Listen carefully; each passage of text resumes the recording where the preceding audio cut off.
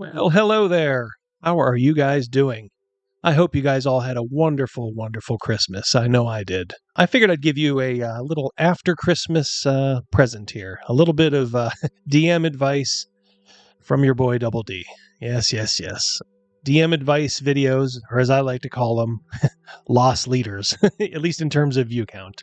It's probably due to the fact that you really can't even throw a dead cat without stumbling onto some sort of DM advice video. And there's a lot of good ones out there. So I'll just give you my experience, and you guys can take it or leave it. That is up to you.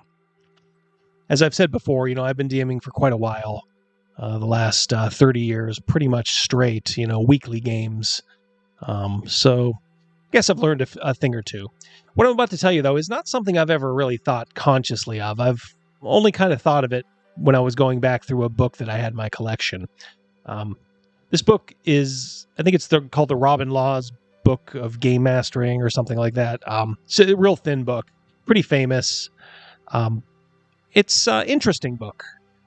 In it, he kind of organizes the players into certain categories. And I'm sure a lot of you have already heard this or are familiar with it. Like the power gamer, the butt kicker, the method actor, the tactician, things like that.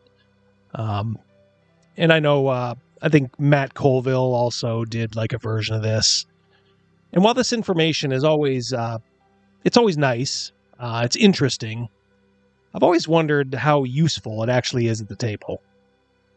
I mean, they'll tell you in the book, that, hey, you should design these types of encounters for this player and this for this. Well, if you're writing an adventure or setting up an adventure and you got to think of 6 different people, I don't know. It always seemed kind of like a fool's errand to me. I think inherently anybody who's sitting down at a D&D table is there for the D&D experience, which is a little bit of role playing, a lot of dice rolling, and a lot of combat. If you have somebody who's not into hack and slash or, something like that, they're just eventually going to weed themselves out. They're not going to have a good time at the table, and you shouldn't, force them, to stay if they're not having fun. Just presenting a good, solid D&D adventure is going to, in the long run, satisfy everybody. But I guess I would, if we are looking to do that kind of all too human need to organize things, I guess I would put your players, if you so desire, into 2 categories. And that is adversarial and cooperative. Let's start with adversarial players. Now, these adversarial players, they create tension at the table. And you may think that's, a bad thing. It is not. It is if it's overboard and it's starting to bleed into like real life. But you want a character who's kind of like the straw that stirs the drink. And you need that dramatic tension at your table, or quite frankly, it'll just become boring. Conversely, the cooperative players, instead of bringing tension to the table, they bring harmony. They're sort of the glue that holds everything together.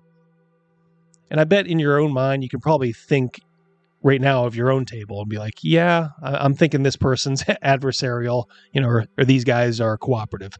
Adversarial players, they tend to be, if you're looking for those old categorizations, these would be the power gamers, maybe the method actors to the extreme, or, like the tacticians. Generally, at least at the table, they tend to be a tad more self-centered than group-centered. And as I said before, that's not a bad thing. You just need to know how to harness that as a DM. So how would I harness this classification system at the table? Well, I would say if you're looking for maybe like immediate story hooks, send it more towards the adversarial players. Give the cooperative players, some background stuff, to do.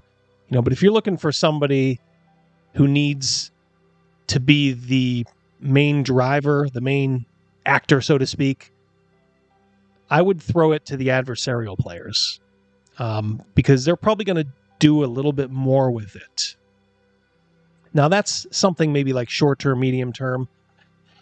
If it's something long-term, you could send it to maybe a cooperative player, who is still engaged in the game. And maybe you're looking for something as a DM to go on the slow burn. And I would throw those types of things maybe more to a cooperative player than an adversarial one. Now, look, this is certainly not a fast and hard rule. I'm just saying if you're struggling a little bit, or things maybe are kind of out of whack at your table a little bit, you could rethink things along these lines and say, all right, how do I harness the energy of the adversarial players without going overboard, and let them sort of drive the story for a while. And let the cooperative players, generally speaking, they're going to be fine with it. And who knows, players may shift in and out of these categorizations. But I think really it's probably a better way to think of the players at your table than just to identify each one individually. That tends towards navel gazing. And you have enough on your plate as a DM. I'm not sure I would go into every session, wondering, okay, am I gonna satisfy, the tactician? I gotta, get a really, really complex combat going, but is the method actor going to be, are they going to be upset at this? It's interesting to know all those, individual classifications. But honestly, I think you really can boil it down to two different types of players at your table.